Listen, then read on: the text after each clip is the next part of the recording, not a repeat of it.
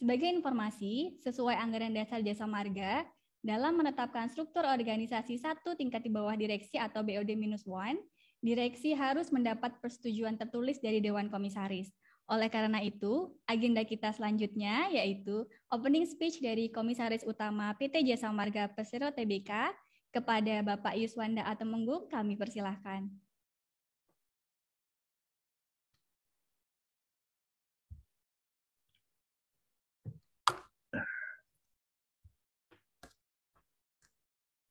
Bismillahirrahmanirrahim. Assalamualaikum warahmatullahi wabarakatuh. Yang saya hormati Pak Bagus, Direktur Human Capital, mungkin ada Bapak Ibu Direksi lain yang hadir. Yang saya hormati Bapak Ibu jajaran BOD-1, pimpinan, pengurus, anak perusahaan, dan terutama yang saya cintai ini, Ketua Umum kita ada ini, SKJM. Selamat siang Pak Anton, dan Sekretaris Umum juga, dan anggota seluruhnya yang saya cintai.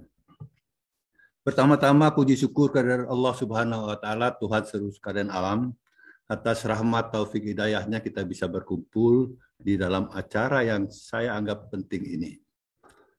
Ibu dan Bapak sekalian, dinamika kita sudah kita rasakan bersama, up and down dari awal, saya kira Ibu dan Bapak sudah banyak merasakan, dan saya sendiri merasakan hampir 2 tahun ini, saya senang dan bangga berada di lingkungan Jasa Marga, khususnya di bidang manajemen sumber daya manusia, karena saya lihat, dan saya belum pernah ketemu gitu ya, di jajaran BUMN, dalam kurun waktu kurang 2 tahun, itu promosinya luar biasa.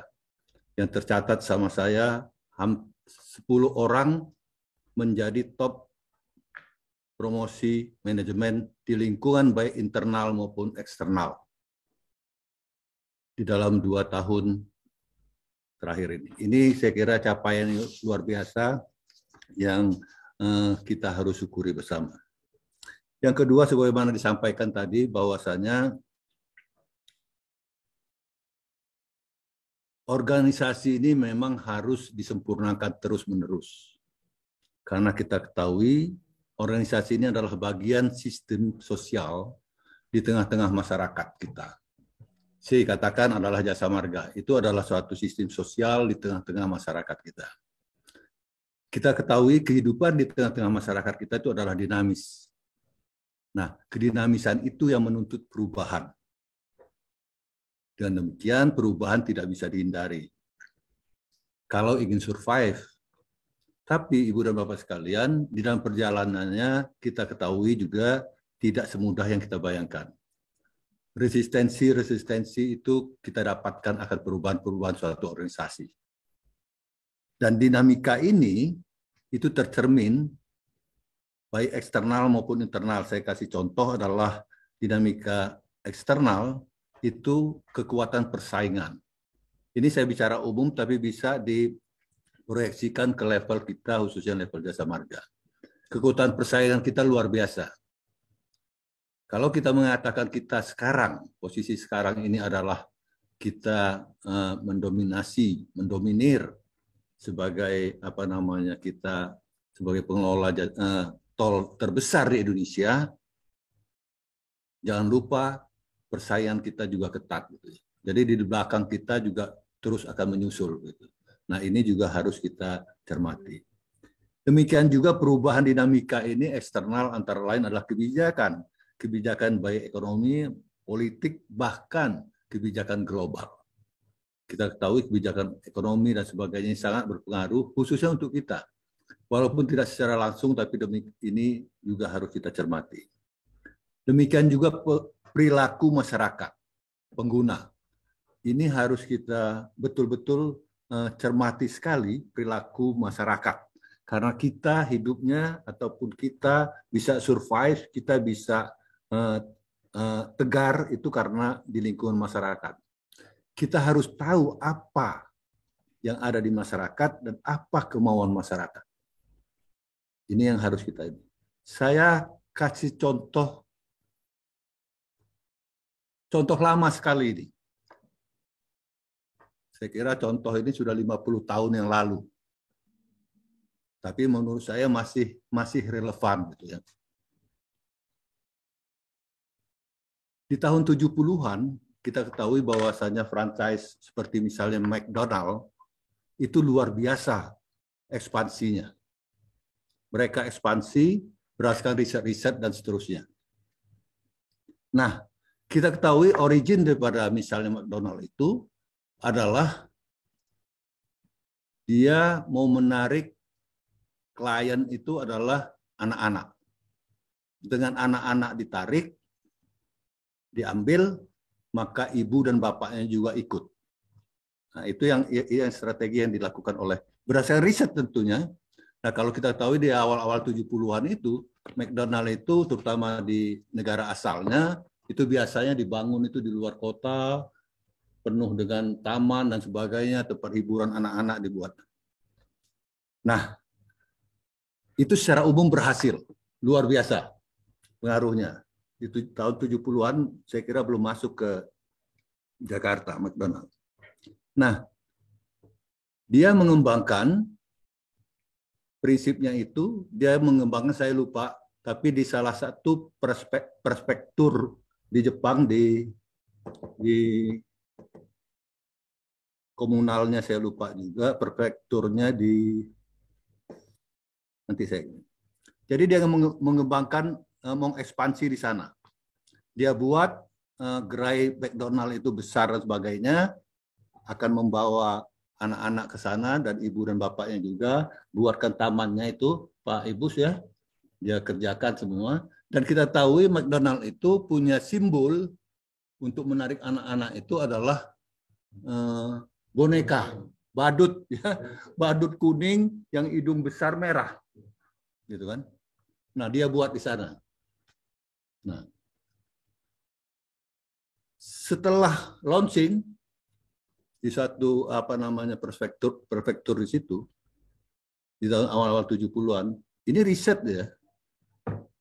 Ternyata tidak ada yang hadir. Di tempat lain begitu meledaknya, tapi di sini tidak ada yang hadir. Anak-anak itu tidak ada yang datang. Nah, setelah diteliti dan sebagainya, ternyata boneka badut dengan warna kuning, hidung merah besar itu adalah simbol kematian. Nah, ini yang luput kita, bagaimana dinamika masyarakat ada di sana. Ya, kita mengeneralisasikan suatu budaya masyarakat, seolah-olah semua anak-anak itu senang dengan badut kuning, hidung besar merah. Ternyata di situ adalah simbol kematian. Ya, kalau simbol kematian tidak ada yang datang, orang takut malah. Sehingga ya sepi. Nah, itu dicoba diinikan. Banyak sekali saya kira perubahan-perubahan kita bicara perilaku masyarakat ini yang harus kita cermati bersama. Misalnya contoh juga itu kegagalan Coca-Cola dulu masuk ke Spanyol. Karena apa? Karena tidak kompatibel dengan kulkas yang ada di sana. Kita ketahui bahwasannya Coca-Cola, Coke itu diminum adalah dingin. Kalau nggak dingin nggak enak.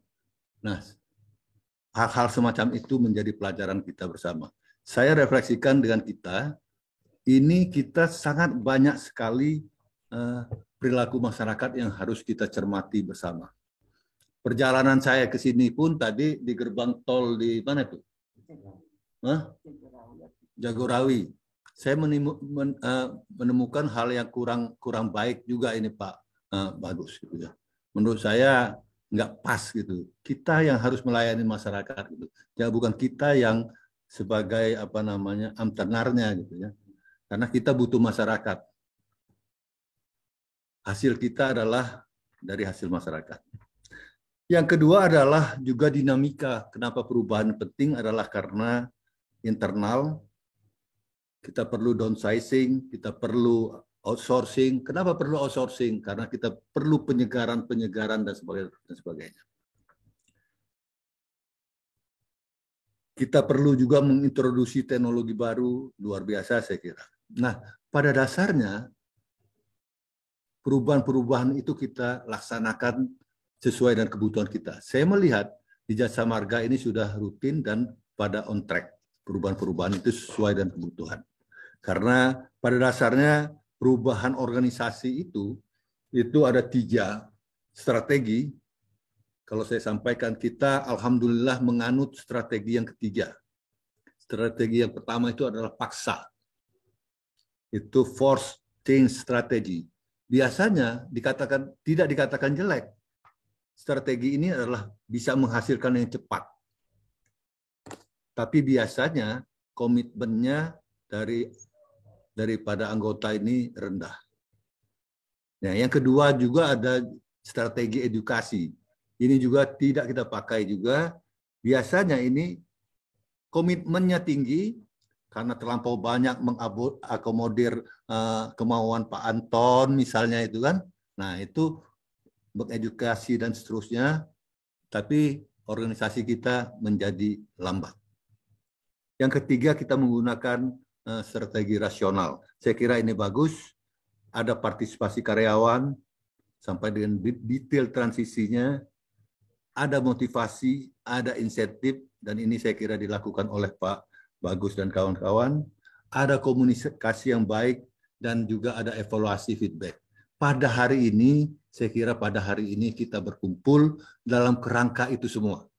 Untuk menyatukan persepsi, menyatu bahasakan organisasi kita yang baru, semuanya kita merasa memiliki sense of belonging terhadap organisasi itu merata. Tidak hanya ini punya Pak Dirut, ini hanya punya Pak Bagus, atau ini punya Pak Ketua Umum SKJM. Saya kira ini adalah organisasi kita bersama. Nah, itulah kebutuhan organisasi kita perubahan. Sebagai saya sampaikan tadi, sekilas. Kalau mau diperpanjang itu bisa 2 jam saya bisa ulas apa kebutuhan organisasi itu. Namun demikian, Ibu dan Bapak sekalian, jangan dilupakan. Perubahan itu, dinamika perubahan organisasi itu mempunyai konsekuensi sendiri. Adalah konsekuensi kita juga harus menyiapkan yang namanya manajemen stres. Kalau di keuangan ada manajemen risiko. Kalau di human capital itu harus juga ada manajemen stres. Nah, kehidupan kita yang normal tidak ada yang tidak ada stres, gitu kan? Nah, perubahan organisasi ini juga akan menimbulkan itu. Sampai sejauh mana derajatnya kita akan lihat nanti. Namun demikian, stres ini kita bisa bagi 2.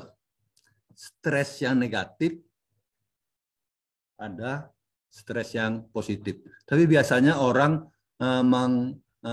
mengartikan stres ini adalah negatif semua. Padahal stres ini ada 2. Dan biasanya kalau stres ini minimal itu ada 3 gejalanya. Gejala fisiologi itu biasanya ya migran, sakit kepala gitu kan. Dengan perubahan organisasi ini bisa terjadi. Sudah itu psikologi itu bisa cemas, bisa khawatir dan sebagainya. Juga ada perilaku. Perilaku ini biasanya bisa terjadi produktivitas turun, kinerja turun, dan seterusnya. Yang ini yang harus kita kelola. Ada juga yang stresnya itu adalah positif. Kenapa saya katakan stres yang positif? Itu adalah kalau kita menganggap stres itu adalah tantangan. Karena di dalam tantangan itu ada peluang.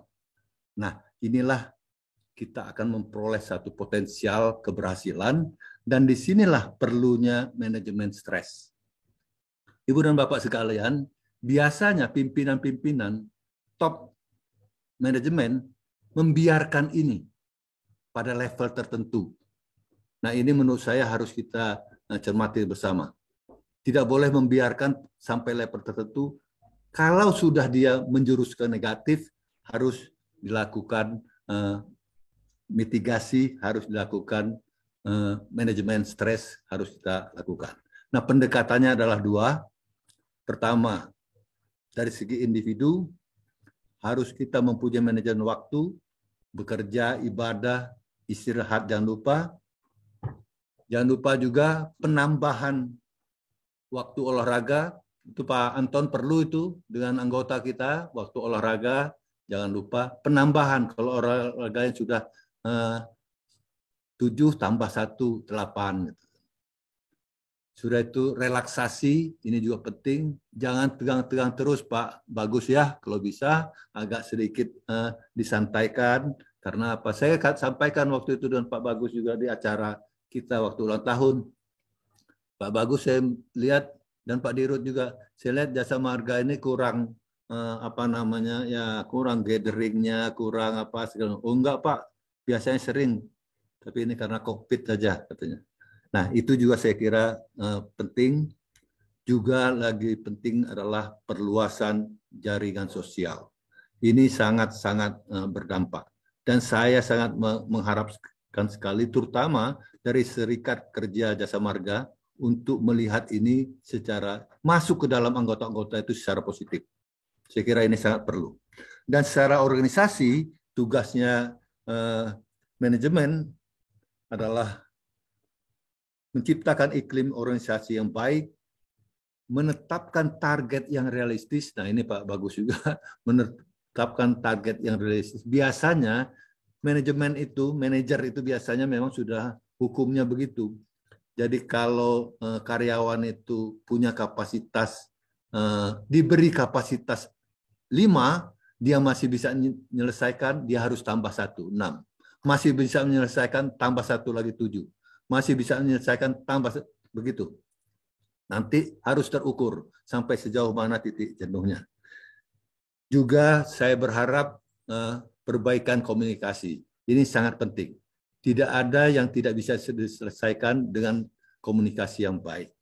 Dan terakhir adalah bimbingan konseling. Ini juga merupakan suatu hal yang diharuskan.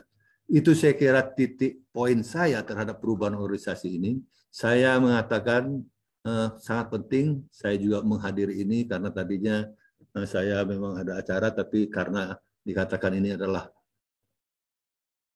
dalam acara sosialisasi perubahan organisasi, dan ini menurut saya satu hal yang fundamental bagi kita.